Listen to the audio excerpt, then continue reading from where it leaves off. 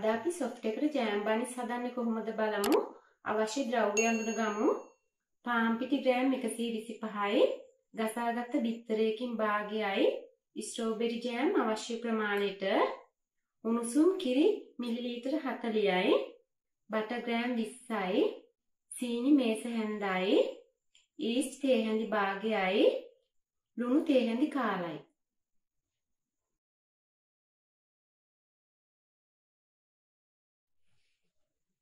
මුලින්ම අපි සීනි වලින් තේ හැන්දක් කිරියකට දාගන්න.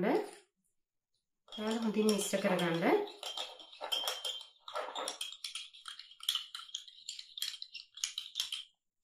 හොඳින් මිශ්‍ර කරලා මේ වගේ කුඩා බෝල් එකකට දාගන්න. අපිට ඊස්ට් ටික පිපෙන්න තියන්න ඕන. ඊස්ට් ටිකක් දාලා හොඳින් මිශ්‍ර කරගන්න.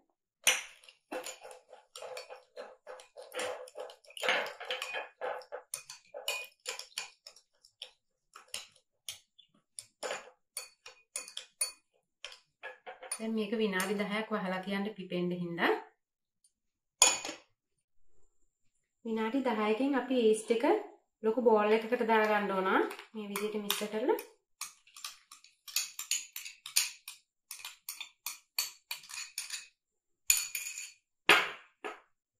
දැන් එකට පාන් පිටි ටික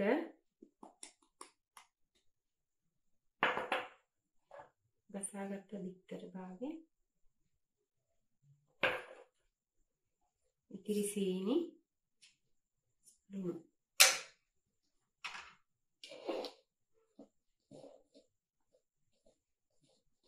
සියල්ලම හොඳින් මිශ්‍ර කරගන්න.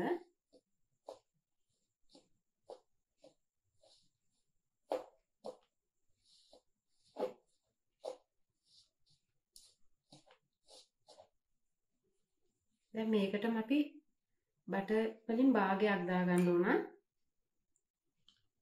බටර් ග්‍රෑම් 20න්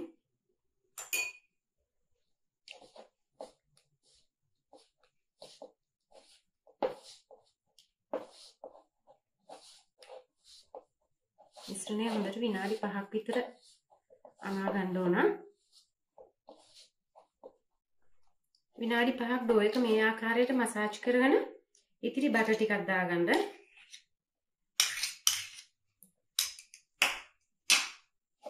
දැන් යාලිත් මිශ්‍ර කරගන්න ටිකක්.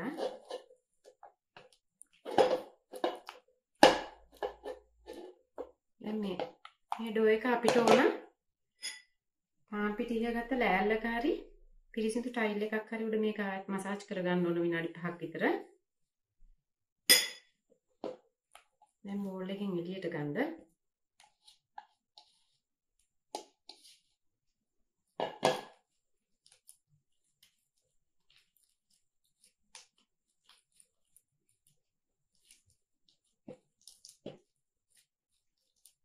එළින සුළු ඩෝ එකක් තමයි අපිට හම්බෙලා තියෙන්නේ. මේක අපි තවත් විනාඩි 5ක් විතර මෙහෙම නීට් කරද්දි එළින සුළු ගතිය නැතුව යනවා.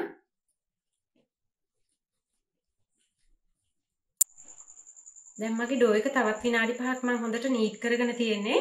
ඔයාලට මෙහෙම නීට් කරද්දි ඔයාලට අතට නිකන් තද ගතියක් වගේ තේරෙනවනම් මද උණුසුම් ජලය තේ හැන්දක් විතර දාලා ආයෙත් අනා ගන්න පුළුවන්. එකපාර මුකුත් වැඩිපුර වැඩි දාන්නේ නැහැ වතුර. තේ හැන්දක් දාලා අනා ගන්න. ඒකත් වැඩි මදි වෙලා ඩෝ එක තදයි නම් තවත් තේ හැන්දක් විතර දාගන්න. දැන් බලන්න හරිම සොෆ්ට් එකට ඇනිලා තියෙන්නේ.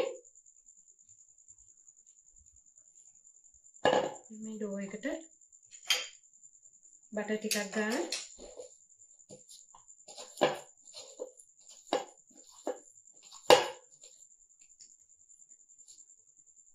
පිට සර්වියට් එකකින් වහලා ක්‍රියාත්මක නොකළ oven එකක් ඇතුලේ විනාඩි 30ක් තියන්න.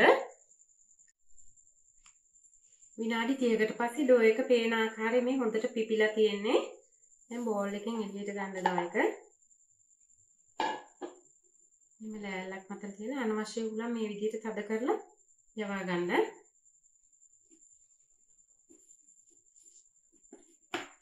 දැන් නැවතත් ස්වල්ප වෙලාවක් මේ ආකාරයට නීට් කරගන්න.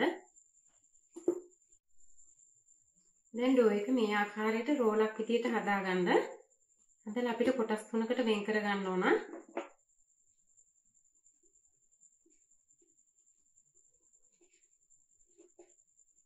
ජෑම් බනිස් 3කටයි රෙසිපි එක කියලා තියෙන්නේ.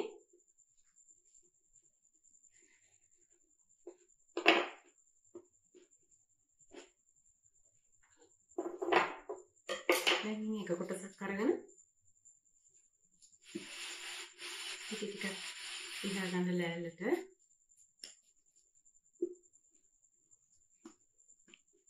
අපිට මේක දැන් තුනී කරගන්න ඕන.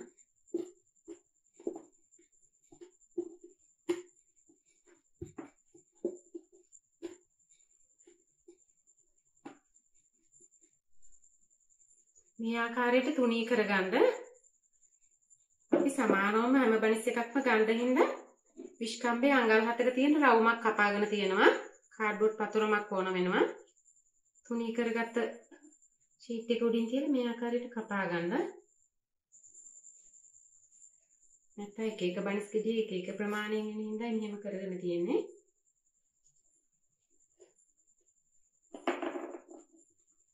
අනවශ්‍ය කැලි ටික අයින් කරගන්න.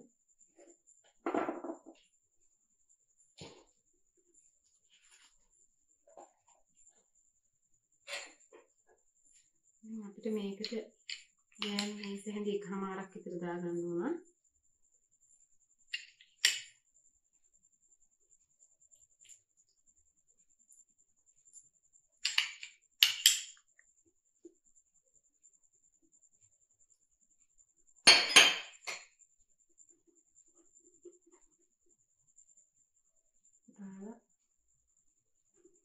අඩ කවියට නවා ගන්න. මේක අපිට දැන් මේ වගේ ගෑරපුවක් අරගෙන මේ සීල් කරගන්න ඕන අග.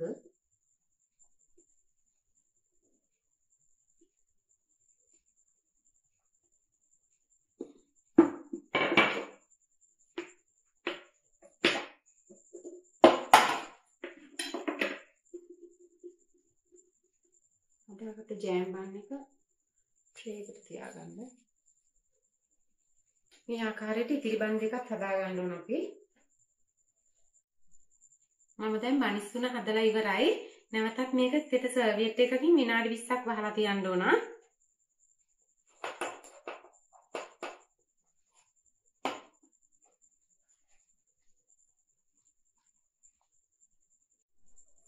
දැන් මම හදාගත්ත බනිස් ටික විනාඩි 20කට පස්සේ බේක් කරගන්නයි යන්නේ. ඔයාලා ජෑම් බනිස් එකේ දැකලා ඇති උඩ සීනි තියෙනවනේ. අපි දැන් සීනි ටිකක් දාගන්න ඕන.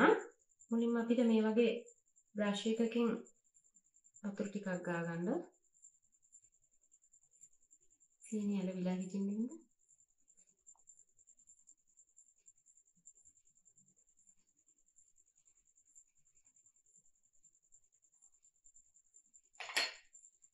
පරිස්සමට සීනි දාගන්න දෙන්නට.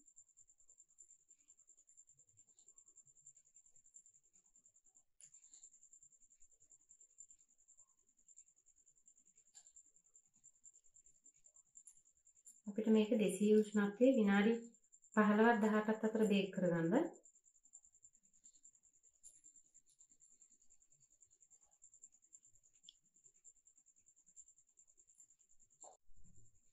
ඔයාලා මේ රෙසිපි එකට ජෑම් බනිස් හදලා බලන්න. ඉතින් ඔයාලා මගේ මේ වීඩියෝ එකට කැමති නම් ලයික් එකක් දාලා subscribe කරන්න. රස කෑමකින් නැවත හමු වෙමු.